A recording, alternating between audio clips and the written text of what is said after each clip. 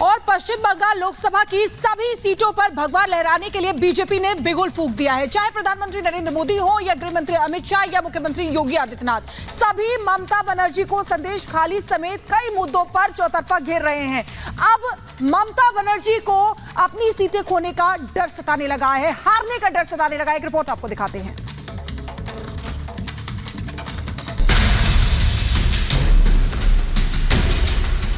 ममता दीदी माटी और मानुष की बात कर आई थी और सरकार बन गई मुल्लाओं की, मदरसों की और माफियाओं की सरकार।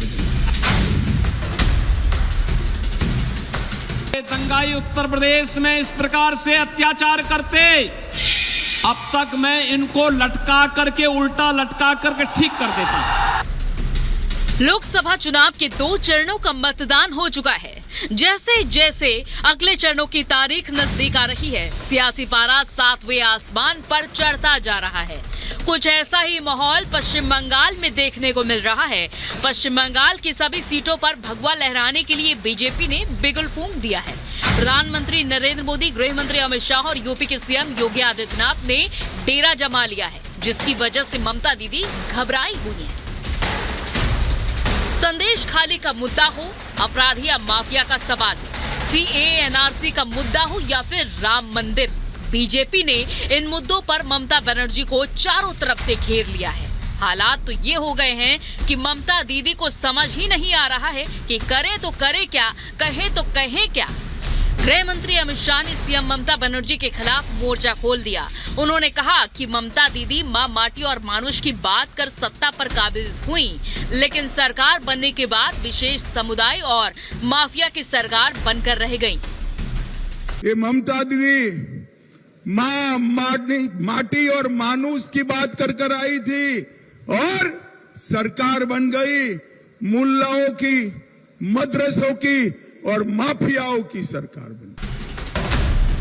गृह मंत्री अमित शाह यही नहीं रुके, उन्होंने राम मंदिर के मुद्दे पर भी ममता दीदी पर तीखा प्रहार किया। उन्होंने कहा कि घुसपैठिए वोट बैंक को नाराज न करने के लिए ममता रामलला की प्राण प्रतिष्ठा में भी शामिल नहीं हुई। वहीं बंगाल की सीएम ममता बनर्जी ने अमित शाह के बयान का जवाब देते हुए कहा कि पश्चिम बंगाल में सीएए और यूसीसी न लागू होने दिया, न होने देंगे।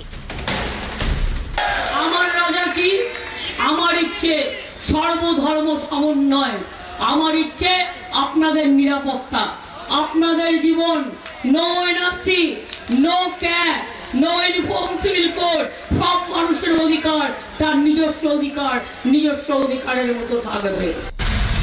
वहीं पश्चिम बंगाल के दौरे पर पहुंचे यूपी के सीएम योगी आदित्यनाथ ने भी सीएम ममता बनर्जी को आड़े हाथों लिया। उन्होंने कहा कि अगर पश्चिम बंगाल के दंगाई उत्तर प्रदेश में होते तो उन्हें उल्टा लटकाकर सबक सिखाया जाता। उन्होंने कहा कि बंगाल में सरकार बनने के बाद संदेश खाली के दोषियों को फांसी की सजा दी जाएगी।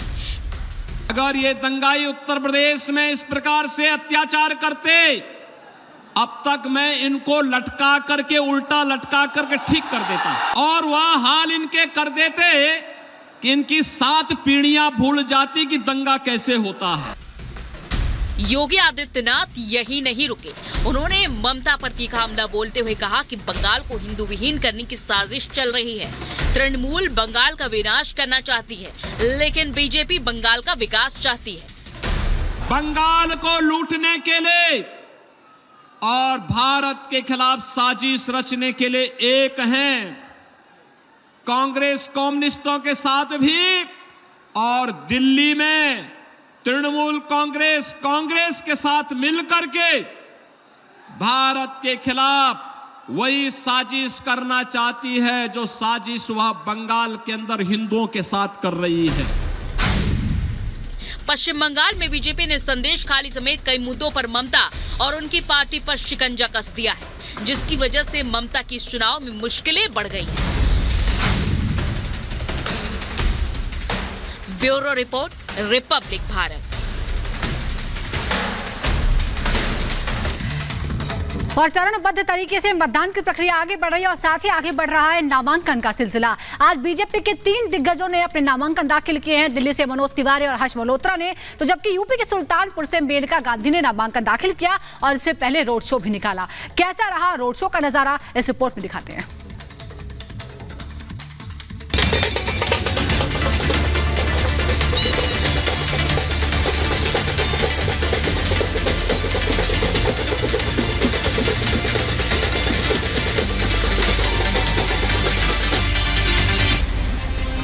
लोकसभा चुनाव में एनडीए को 400 पार पहुंचाने के लक्ष्य के साथ बीजेपी के दिग्गज चुनावी मैदान में ताल ठोक रहे हैं। उत्तर पूर्वी दिल्ली सीट पर जहां बीजेपी की जीत दोहराने के लिए सांसद मनोज तिवारी मैदान में उतर चुके हैं, तो वहीं पूर्वी दिल्ली में कमल खिलाने का जिम्मा हर्ष मल्होत्रा निभा रहे हैं। यूपी के सुल्तानपुर में पीएम मोदी की जीत की गारंटी लेकर खुद मेनका गांधी चुनावी रण में कूद गई और सबसे बड़ी बात तो ये है कि ये तीनों ही दिग्गज जनता का जोश देखकर जीत का दावा कर रहे हैं।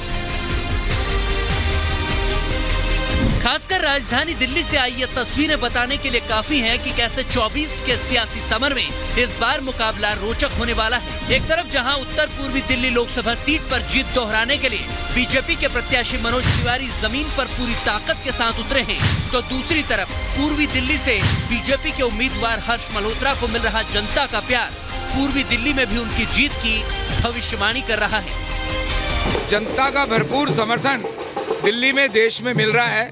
मुझे लगता है दिल्ली की 7 सीटें भारतीय जनता पार्टी जनता के आशीर्वाद से जीत रही है और एनडीए 400 पार कर रही है। इस बार का चुनाव नॉमिनेशन में दिख गया। मैं तीसरी बार नॉमिनेशन कर रहा हूँ। मैंने ऐसी लोगों की संख्या सड़कों पे नॉमिनेशन में नहीं देखी। पीछे कहां तक लोग हैं वो हमारी समझ के बाहर है। आप देखिए, जहां तक नजर जा रही है लोग ही लोग हैं। आगे जहां तक नजर जा रही है लोग ही लोग हैं। और ये लोग वो हैं जो कांग्रेस के टुकड़े टुकड़े की सोच का जवाब देने आए। नामांकन से पहले आज बीजेपी के प्रत्याशी मनोज तिवारी और हर्ष मल्होत्रा दोनों ने ही रोड शो किया और दोनों को जनता का जबरदस्त समर्थन मिलता दिखा।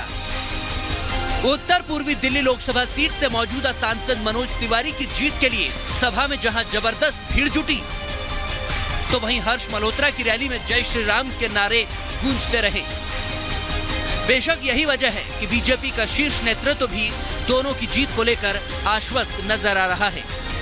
वैसे इस संसदीय निर्वाचन क्षेत्र में जैसा मनोज तिवारी जी ने कहा, एक नया रिकॉर्ड तो बनेगा ही, लेकिन मैं मानता हूं पूरे दिल्ली प्रदेश में भारतीय जनता पार्टी सभी सीटों पर शानदार विजय हासिल करने जा रही है। और अब तक जो 2 चरणों के चुनाव संपन्न हुए हैं, उनसे स्थिति अब पूरी तरह से स्पष्ट हो चुकी है कि हम लोगों ने जो 400 पार का लक्ष्य निर्धारित किया था, वह 400 पार के लक्ष्य को हम निश्चित रूप से हासिल करेंगे।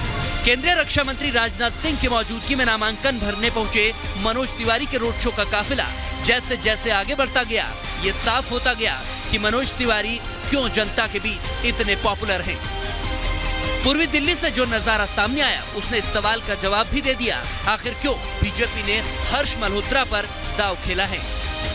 हमारी पार्टी कहती है कि अपनों का नेतृत्व अपनों के बीच से होना चाहिए, जो आपकी तरह हो, आपकी तरह सोचता हो, आपके जैसे जिसके विचार हो, आपके साथ जो कदम ताल करता हो।